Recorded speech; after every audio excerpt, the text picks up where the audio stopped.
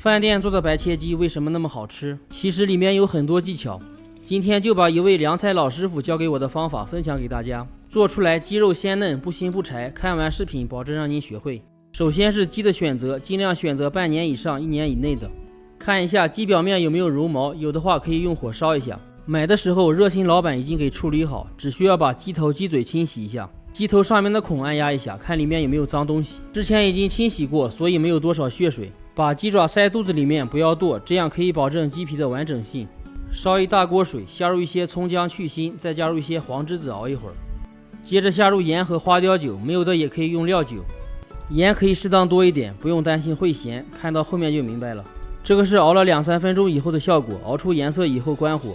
接着把鸡放进去，3进3提，每一次在锅里浸泡的时间是7-8秒左右，这样可以让鸡慢慢的适应锅里的温度，保证不破皮。刚刚咱们把鸡爪塞到肚里，可以把鸡肚撑开，让里面也受热均匀。3进3提以后，把鸡放进去浸泡，锅里的水量一定要足，保证把鸡完全泡煮，这样在短时间内温度不会降低，可以把鸡泡熟。3斤左右的鸡泡35分钟左右。接下来准备配料，生姜去皮以后刮成姜蓉，刮好以后把水分攥干一些，只留姜蓉备用。小葱白切碎，切好跟姜蓉放一起，浇上热的花生油，激发出香味。往里面加多半勺盐焗鸡粉，搅匀备用。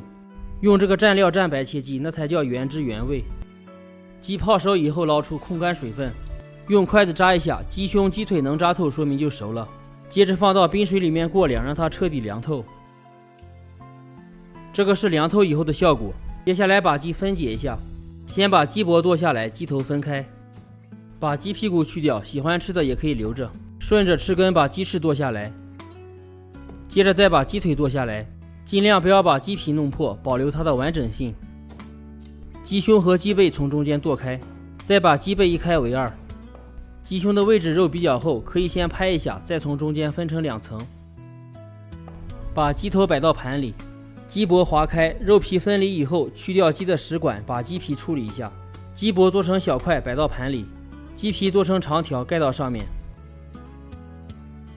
鸡背也剁一下，可以稍微窄一点，下刀要快准狠，这样可以减少残渣。剁好以后摆到一边。白切鸡的标准是肉熟，骨头带少量血。